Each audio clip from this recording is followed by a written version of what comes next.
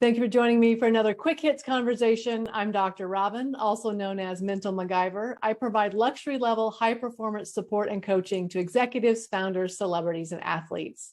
With me today, I have Lisa McDonald.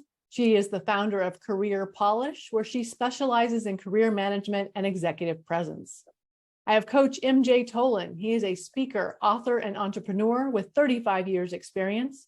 He's lived in 12 countries and is the host of the podcast Mission I'm Possible. And I have Dr. Cole Galloway. He's a recovering academic working in social justice and disability, primarily with babies, as the founder of Go Baby Go. The question I have today, why are we our own worst critic? Cole, what do you think? Boy, this really hits the heart of being human, life, work, all that. For me personally, I don't mind being my worst critic. That's not what hurts me long term. I can be the biggest critic. I know me. I've been around this knucklehead forever that I can remember. He's never not been here. I know the stupid shit you guys don't know. I know that I'm not as good as you keep saying. I think we forget, though, that the flip side is we also can be our biggest fan. We really can. When no one's looking, even at the bare bones, we can look and go, you know what? I do a good job. So I have to ask, though, do you ever do that? I do now because I am so focused on working for others. And I know that the oppression and marginalization that I see every day in other people can be toxic for me. So if I don't hold myself accountable for the good and the bad, be my biggest fan, then I can't do great things for others. And that's how I sort of Jedi mind tricked myself to hold myself up so I can do better for others, because I'm not going to hold myself up just for me. If you feel like you're in service to others, then be your best self, which means go ahead and hold yourself up. And so you can give that energy to other people. Lisa? There's a lot to unpack there. And I really like what Cole was saying as far as we can use this to kind of not just hold ourselves accountable, but also help ourselves grow. And say, look how far I've come. Because it's easy to say, look how far I have to go, but say, look how far I've come. So I think that's a great point to make, is use that to help yourself. I think one of the things that I find with a lot of people is they have a hard time articulating that because it's not recommended. It's very hard to say those nice things about yourself because we're not taught that. We're not taught how to do that. I mean, I know in my generation, it was unladylike to brag about yourself. And from a male perspective is you let your work speak for itself. So I think that's something we've never learned to do. We're good at doing it for other people. Hey, you're doing a great job, what you're doing. But I think we're now starting to turn that on ourselves and saying, okay, we can be our own advocate without feeling like we're bragging, we're boasting, or that we're stepping out of who we are. Coach? Yeah, I'm picking up on what Lisa said about generational, because I've heard these things about those issues when people were growing up in those days. It wasn't taught to them, and it was considered to be conceited to talk about yourself. And that was really a no-no. But here we have ourselves today. Today, we've got the juxtaposition is social media. So everybody's like, oh, Instagram and this and that. And they have the life of Riley, and everybody's a multimillionaire and so happy and has so many things and everything is cool.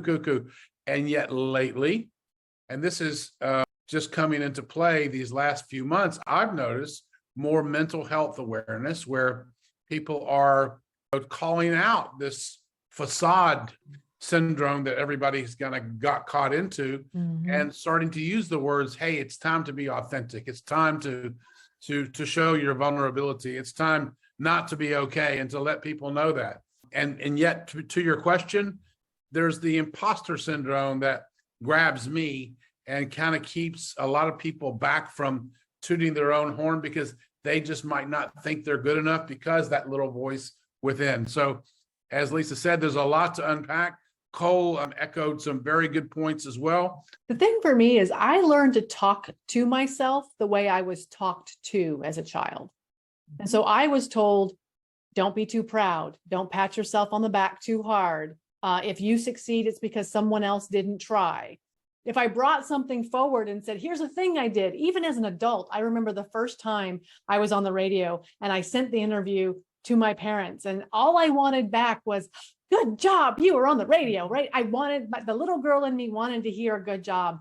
And what I got back was a line item of, you shouldn't have said this, you shouldn't have said that, you should have changed this, don't say all the things. And I internalized that, and I got really good at finding the things so someone else wouldn't find the things for me. I never learned to be proud of myself. As an adult, I had to start saying, I don't have to be that critical of myself. Yeah. I think Coach brought in a great point about the social media. I saw an article come across the other day, and it was something about, what I do as a stay-at-home girlfriend, and cooking and cleaning are my favorite ways of serving. Mm. And so social media, these type of things, with these millions of followers, they're sending mixed messages, I think, to younger generations as, hey, you do these things and I do this because I serve, or look at me, whatever. They're monetizing after this, but it's not healthy because none of that is real. So I totally agree with Coach that social media is poisonous to so many people, and they're saying, oh, you need to do this, but when a woman does, then she's criticized for it, or a man was criticized for it. So I think there's a lot of double-edged swords in that, mixed messages coming from that is hindering, Robyn, like you said, learning how to talk to yourself. Yeah, and let's take a page out of justice and social justice versus social media. Social justice understands power. Let's talk about power. The way you produce power is very rarely through an individual. You build power through collective collaborations with others. If you're just something as good as, am I worth it? Am I as good as I think I am in the business, at home? Look around you, gather up your wolves, your tribe, and ask them for honest feedback. If you've really had true kind of friends, you've gotten feedback yesterday and this morning. They may even live with you, and they may be able to tell you you're a jackass about that. But I think we count on our collective tribe because we're social animals too. So I would echo what Lisa said. For young folks, older folks, people that rely on social media, you may feel a vacuous, this desperate need to maintain those followers because you may not feel like you have that collective power. There's not a lot of power in social media, even if you're getting paid, because the collective human-to-human contact isn't there. Gather your monkeys in the tree and ask those other primates, who am I? What am I doing? Because our identities are built out of who we surround ourselves with.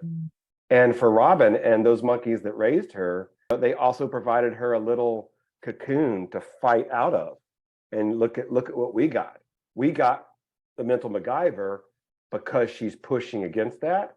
So critic and fan live right next to each other. Just be careful. Don't be your own worst critic and just a zero fan.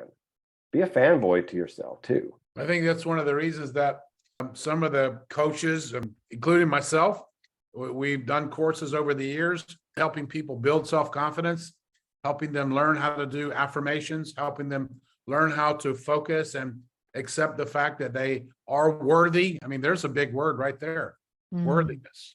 Are we worthy enough to be recognized? And that self-image is a construct of all the things that we've said and all the experiences that we've had as children, and then through our personal development. So as a construct can be destroyed, and rebuilt to whatever is useful today. I think people have worth and they have value, and most people don't really tap into the value that they have. I feel like so much of this, like a lot of we talk on Quick Hits, there's a balance. You have to have some part of you that says, I can do this better, I can be more, and that gives you motivation. But you also have to have the part of you that says, I'm really good just the way I am, and this is amazing. And that keeps your self-worth and your value and the way you feel about yourself up as well. And you can go too far in either direction. And so I think it's that balance. So thank you so much for having this conversation with me. It's a difficult one, and I'm so thankful that the three of you chose to have it today. I look forward to speaking to each of you again really soon.